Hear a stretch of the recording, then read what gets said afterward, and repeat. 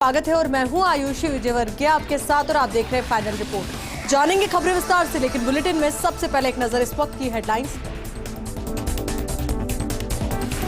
गुजरात में प्रचंड जीत के बाद दिल्ली तक बीजेपी का जश्न। पीएम मोदी बोले, हमने वादा किया था कि भूपेंद्र नरेंद्र का रिकॉर्ड तोड़ेंगे। परिवारवाद के खिलाफ जन आक्रोश लोकतंत्र के लिए शुभ संकेत। हिमाचल प्रदेश में राज बदला रिवाज नहीं, कांग्रेस को मिला बहुमत। पार्टी को खरीद फरोख्त का डर। प्रतिभा सिंह ने कहा, सीएम का फैसला हाईकमान करेगा। राहुल गांधी बोले, जनता को किया हर वादा जल्द से जल्द निभाएंगे। 6 विधानसभा 1 लोकसभा उपचुनाव के रिजल्ट। बिहार की कुर्नी और यूपी की रामपुर सीट भाजपा ने जीती।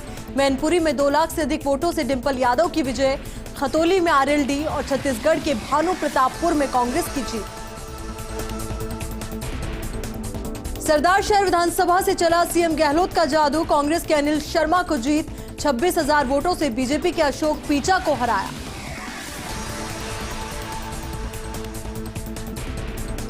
कांग्रेस की भारत जोड़ो यात्रा का कोटा शहर में जोरदार स्वागत। राहुल गांधी के साथ सीएम गहलोत और पायलट सहित दिग्गजों की कदम ताल। राहुल ने विकास कार्यों की सराहना की, तो वहीं कोटा कचौरी का लिया जाएगा।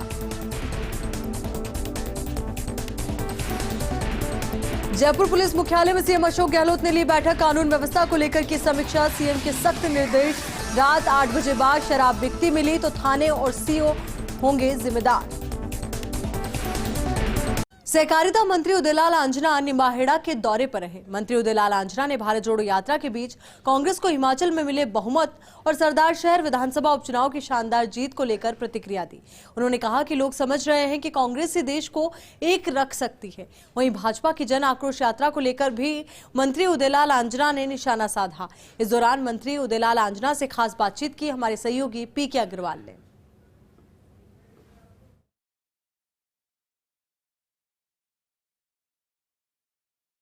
भारत जोड़ो यात्रा के बीच जिस तरह से कांग्रेस को खुशी मिली है, निश्चित तौर पर कहा जा सकता है कि गुजरात में भले ही कांग्रेस ने पिछली बार जो सीटें बढ़ाई थी उसे कम हुई हैं, लेकिन हिमाचल में जिस तरह से सफलता मिली है, निश्चित तौर पर कहा जा सकता है कि कांग्रेस के लिए खुशी का दिन है।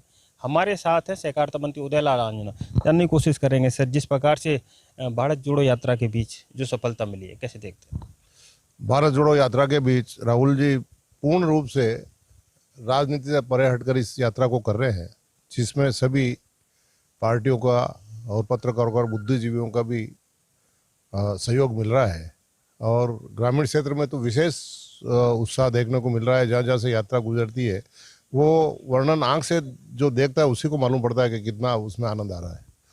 तो वो मुद्दा एक अलग है, पॉलिटिकल मुद्दा अलग है, लेकिन राहुल जी के लिए देश जोड़ना जरूरी था। इसलिए चाहे गुजरात के चुनाव थे, चाहे हिमाचल के चुनाव थे, उसके बावजूद भी भारत जोड़ो यात्रा उन्होंने चालू रखी और इन स्टेटों में चुनाव होते हुए भी नहीं गए।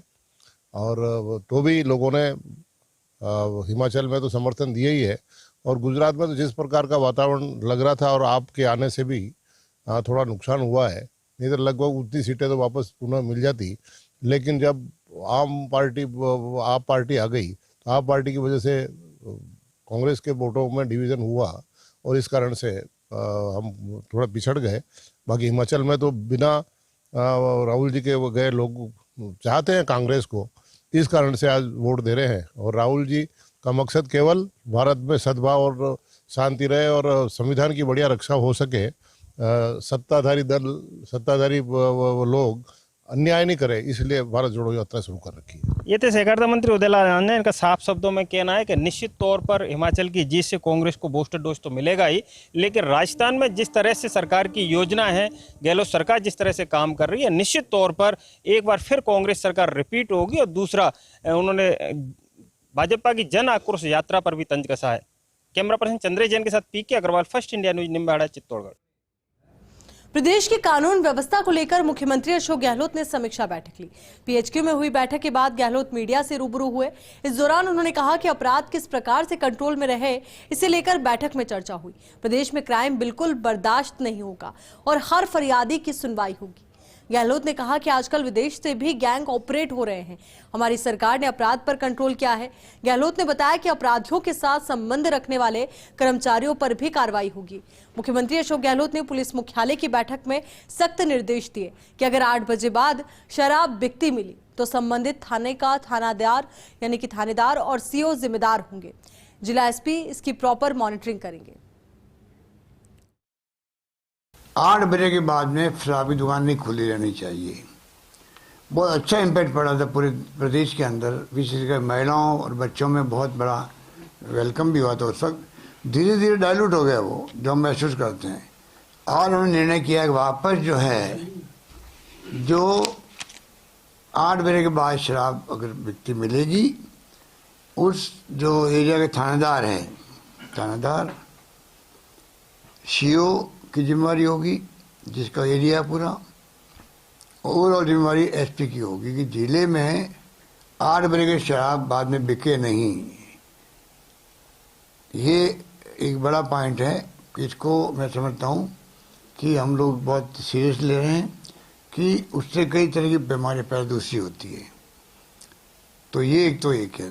एक और इम्पोर्टेंट निर्णय किया हम लोगों ने, ये ज़मीनों के जो मामले हैं, ये भू माफिया है, शराब माफिया है, रेती माफिया, बजरी का माफिया कई तरह के हैं। उन सब के ऊपर कार्रवाई का शिकंजा कसें एसपीज, ये निर्देश दिए जाएंगे कि इसको विशेष अभियान चला करके आप इसको जो है, पहले अभियान चलवाए हम लोगों ने, कई लोगों के खिलाफ कार्रवाई हुई भी है। इसको अभियान को निरंतर रखें। और विशेष रूप से जमीनों का वाला मामला जो है, जयपुर तो उसमें सिरमौर है राजस्थान के अंदर, उदयपुर है मान लीजिए, और भी कई इलाके जहाँ पर ज़मीनों के भाव ज़्यादा हैं, और वहाँ पे जो ये सोसाइटी होती है, कई तो फर्जी सोसाइटी हैं, एक ही प्लॉट को 2-3 लोगों को बेच देती है, लड़ते रहो आपस के अंदर। जयपुर में तो आप देखते हो कि हजारों कंप्लेंट आती है थाने के अंदर। थानों में 50,000 तक कंप्लेंट आ रही है। आप बताइए, आपस में कितने लोग दुखी होते होंगे, और केस रजिस्टर होते रहते हैं। तो हमने कहा कि होम सेक्रेटरी की अध्यक्षता में कमेटी बनेगी, 2 महीने में रिपोर्ट दे देगी कि इसमें जेडीए या एलएसी और यूडीएच विभाग, कॉर्पोरेट डिपार्टमेंट और पुलिस डिपार्टमेंट सब मिलकर के जो अनुभव शेयर करके एक रिपोर्ट देंगे, उसके आधार पर कार्रवाई की जाएगी। जोधपुर के शेरगढ़ के समीप स्थित भूंगरा गांव में एक विवाह समारोह के दौरान एलपीजी गैस के एक के बाद एक कई सिलेंडर फटने से हादसा हो गया। हादसे में 2 बच्चों की मौत हो गई, वहीं 49 घायलों का महात्मा गांधी अस्पताल में उपचार चल रहा है। हादसे की सूचना के बाद आरसी अध्यक्ष वैभव गहलोत, शेरगढ़ विधायक मीना कंवर, जोधपुर शहर विधायक मनीषा पवार, जिला कलेक्टर हिमांशु गुप्ता, पुलिस अधीक्षक Anil Kayal, medical college principal doctor Dilip Kachhawa Mahatma Gandhi अस्पताल पहुंचे। झुलसे हुए लोगों में 10 घायलों की हालत गंभीर बताई जा रही है। वैभव गहलोत ने इसे दुखद हादसा बताते हुए कहा कि उन्हें सूचना मिलते ही वो सीधे यहां अस्पताल पहुंचे और जिला प्रशासन और चिकित्सकों से बात की और समुचित उपचार के लिए दिशा निर्देश भी दिए। वहीं शेरगढ़ विधायक मीना कंवर ने भी हादसे पर दुख जताया और कहा कि घायलों के उपचार के लिए जिला प्रशासन पूरी तरीके से मुस्तैदी में जुटा हुआ है और जो भी सहायता होगी वो की जाएगी। जिला कलेक्टर हिमांशु गुप्ता और पुलिस अधीक्षक अनिल कयाल ने घायलों के समुचित उपचार करने की बात कही। Medical college principal doctor Dilip ने बताया कि कुल 51 घायलों को यहां अस्पताल में लाया गया था, जिनमें से 2 बच्चों की मौत हो गई है। वहीं 49 घायलों का इलाज जारी है। एक मरीज आईसीयू में है, वहीं 10 मरीज 90% से अधिक झुलसे हुए। जैसे ही मुझे मालूम पड़ा, मैंने कलेक्टर महोदय से भी बात करी। उन्होंने कहा कि हमने अब यहाँ पे हॉस्पिटल में तो अलर्ट कर दिया है और साथ ही मॉनिटरिंग कर रहे हैं कि सारी गाड़ियाँ जो हैं, कुछ प्राइवेट एम्बुलेंस से भी रवाना हुए थे और दूसरी गाड़ियों से रवाना हुए थे। तो मैंने यही कहा था कि आप व्यवस्था करें थोड़ा ट्रैफिक की इस तरह के, तो जल्द से जल्द पहुँच पाएँ, क्योंकि बर्न इंजरी है तो इन्फेक्शन फैलने का और दूसरे जो डर रहते हैं। तो मैंने उनसे निवेदन किया था कि आप उस गाड़ी को जल्द से जल्द अस्पताल पहुंचा सके ताकि बर्न वार्ड में उनको शिफ्ट कर सकें। ये बात मेरी फ़ोन पे ही हो गई थी और मैंने साथ ही एमएलए मैडम मनीषा जी से बात करी थी, मीना कंवर जी से भी बात हो रही थी और अभी जिस तरीके से सारी व्यवस्था है वो मैं देख रहा था कि मैं जो डॉक्टर यहाँ डिप्टी सुपरिटेंडेंट साहब थे, मैंने उनको कहा कि आप सब काम छोड़ के एक बार पूरी व्यवस्था और इनका जल्द से जल्द किस तरीके से उनको राहत पहुँचा सके। और मैं यही मांग करूँगा कि इस वक्त इस घड़ी में हम सब लोग इस परिवारजन के साथ हैं। देखिए, जैसे ही हमें सूचना मिली तो MGH हॉस्पिटल में, क्योंकि हमारा बर्न्स वार्ड है, यहाँ पे प्रशासनिक अधिकारी और मेडिकल और पैरामेडिक स्टाफ सबको अलर्ट कर दिया गया था और माकूल व्यवस्थाएं पहले से कर ली गई थी। और जैसे जैसे अब, क्योंकि अब सारी जो रेफ़र हुए थे सब आ चुके हैं और उनका फर्स्ट एड करके ऊपर हमने वार्ड्स इनके लिए स्पेशल डेडिकेटेड कराए हैं। पर्याप्त हमारे पास डॉक्टर्स, पैरामेडिक्स और दवाइयों की व्यवस्था है। पर क्योंकि हादसा, जैसे आपको भी पता है, काफ़ी गंभीर हादसा है और बर्न्स के जो परसेंटेज है जो पेशेंट्स हैं उनके बहुत ज़्यादा हैं। तो कितने लोग हैं? देखिए, 42 लोग, 60 के लगभग की जानकारी है जो इंजर्ड हुए थे। उनमें से 42 लोगों को रेफ़र किया गया, 42। इसमें हम गहनता से जांच कर रहे हैं कि इसका वास्तविक कारण क्या रहा है, लेकिन प्रारंभिक रूप से जो जानकारी सामने आई है, गैस सिलेंडर लीक होने की वजह से ये हादसा हुआ है। से 2 ब्रॉड डेड हैं, तो 90% है वो, कि परसेंटेज काफ़ी ज़्यादा है, करीब 10 से अब टोटल कितने गाड़ी हैं? टोटल अभी तक हमारे पास 51 का आंकड़ा अभी हमें ऐसा लगता है 51 आ गए हैं, जिसमें से एक ICU में है और बाकी अभी हम असेस करके और अभी राजस्थान कोऑपरेटिव डेयरी फेडरेशन की प्रशासक एवं प्रबंध संचालक सुषमा अरोड़ा ने भरतपुर जिला दुग्ध संघ का दौरा किया। RCDF से संबंध जिला दुग्ध संघों में दुग्ध संकलन बढ़ाने के प्रयासों की कड़ी में सुषमा अरोड़ा ने भरतपुर जिला दुग्ध संघ का निरीक्षण किया। इस दौरान उन्होंने दुग्ध संघ के अधिकारियों और सहकारी समितियों के सचिवों की बैठक ली। बैठक में समितियों के सचिवों ने दूध के लंबित भुगतान का मुद्दा उठाया।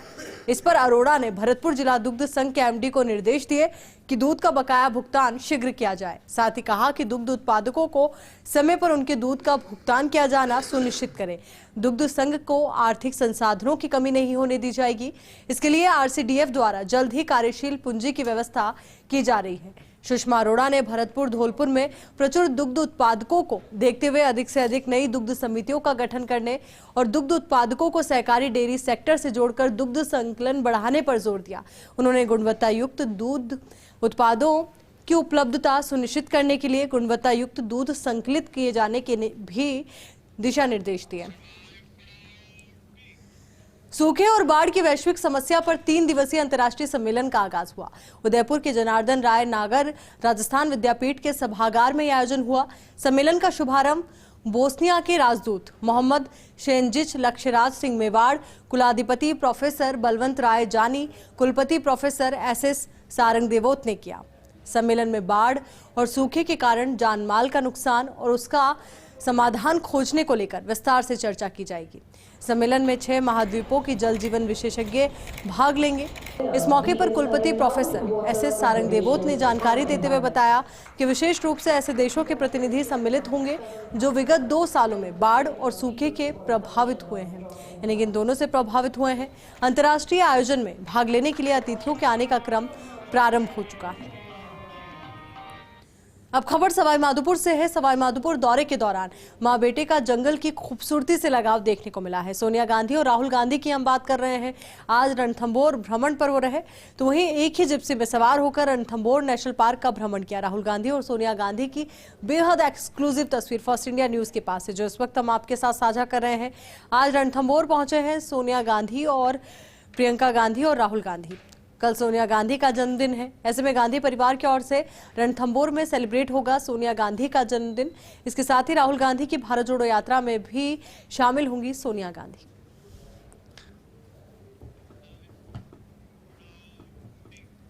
जयपुर में राजस्थान संगीत नाटक कला अकादमी जोधपुर और जवाहर कला केंद्र जयपुर के संयुक्त तत्वाधान में 2 दिवसीय नाथ स्वरम शास्त्रीय संगीत समारोह का आयोजन किया गया। कार्यक्रम के दूसरे दिन मुंबई से आई गायिका रोकिनी गुप्ता ने शास्त्रीय संगीत की प्रस्तुति दी और साथ में जोधपुर के अनूप राज पुरोहित ने हारमोनियम और तबले पर जोधपुर के ही युवा कलाकार आशीष राघवानी ने रंगा जमाया। रोकिनी गुप्ता कई हिंदी फिल्मों में अपनी आवाज दे चुकी है। इसके साथ ही आशीष ने भी कई हिंदी फिल्म में अपने तबले की संगत दी है और कई शोज देश विदेशों में रोकिनी के साथ किए हैं।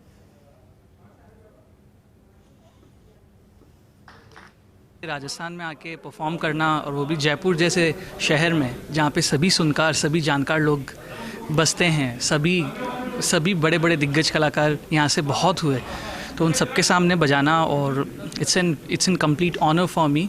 और ये बहुत कमाल का एक इनिशिएटिव है संगीत नाटक अकेडमी और जवाहर कला केंद्र के द्वारा 2 दिन का म्यूज़िक फेस्टिवल जिन्होंने ऑर्गेनाइज़ किया है। इसके अंदर मुझे और जिनके साथ मैंने आज संगत की, रोंकिनी गुप्ता जी, हमको आने का आज सौभाग्य मिला। साथ में अनुपराज जी थे, वो भी बहुत ही कमाल के हारमोनियम वादक। बहुत ही खुशी का मौका है। भारत जोड़ो यात्रा के कोटा शहर से गुजरने के दौरान राहुल गांधी कोटा शहर में हाल ही में संपन्न हुए और करीब फिनिशिंग मोड के करीब 5000 करोड़ के विकास कार्यों की तस्वीर से अभिभूत नजर आए। उन्होंने बाद में कोटा के विधायक और प्रदेश के शहरी विकास मंत्री शांति धारीवाल से बातचीत की और कहा कि एक बेहतरीन शहर देख रहा हूं और विकास के कामों के लिए आपका शुक्रिया। इसको लेकर जायजा लिया हमारे सहयोगी भवरेश चारण ने। भारत जोड़ो यात्रा कोटा शहर से गुजर रही है और यहाँ पर राहुल गांधी ने कोचिंग छात्रों से भी मुलाकात की है, तो साथ में कोटा की पहचान कोटा कचौरी के स्वाद का भी जायका चखा है। दिलचस्प बात यह भी है कि कोटा शहर से जब यात्रा गुजर रही है तो राहुल गांधी कोटा शहर में हुए विकास के कामों के मुरीद दिखे हैं। उन्होंने विदेश मंत्री शांति धारीवाल को बुला करके उनसे बातचीत की है, कहा है कि एक बेहतरीन शहर देख रहा हूं, इन कामों के लिए आपका बहुत बहुत धन्यवाद। इस वक्त आपको तस्वीरें दिखाने की कोशिश करें तो आप देखिए लगातार राहुल गांधी इस वक्त कोटा शहर में फासला तय कर रहे हैं। आगे पड़ने वाले नेक्स्ट पड़ाव रंगपुर के लिए, जो कि बूंदी जिले में पड़ेगा। यानी अब भारत जोड़ो यात्रा राजस्थान में प्रवेश करने के बाद राजस्थान के तीसरे जिले बूंदी में दाखिल होने वाली है। लेकिन इससे पहले कोटा में आज जो कुछ हुआ है, सारे कीर्तिमान भीड़ ने तोड़ दिए हैं। राजस्थान में अभी तक का सबसे ज़्यादा जमावड़ा कोटा में देखने को मिला है और राहुल गांधी ने भी कई पॉइंट्स पर रुक करके और लोगों से बातचीत की है, कोचिंग छात्रों से मुलाकात की है और साथ में कोटा शहर के बारे में खूब जानकारियां ली है। उनसे कोटा के कई स्थानीय नेताओं ने भी मुलाकात की है और कोटा के सत्ता और संगठन की नब्ज के बारे में भी उन्होंने अलग अलग नेताओं से बातचीत की है। एक बार फिर आपको तस्वीरें दिखाने की कोशिश करें तो इस वक्त भी आपको दिव्या मदेरणा विधायक दिख रही है, साथ में डिप्टी सीएम पायलट, आपको पूर्व डिप्टी सीएम पायलट तस्वीरों में दिख रहे हैं। डोटासरा लगातार राहुल गांधी के साथ चल रहे हैं और कई स्थानीय नेता भी बीच बीच में उनसे मुलाकात कर रहे हैं।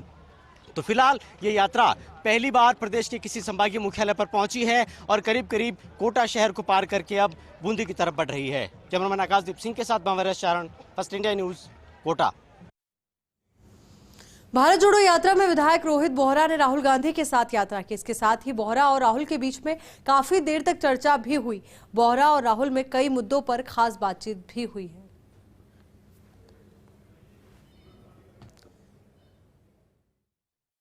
आप देखिए, राहुल गांधी की भारत जोड़ो यात्रा के दौरान कई तस्वीरें निकलकर सामने आती है और उन्हीं तस्वीरों में से ये तस्वीर जिस वक्त हम आपके साथ साझा कर रहे हैं।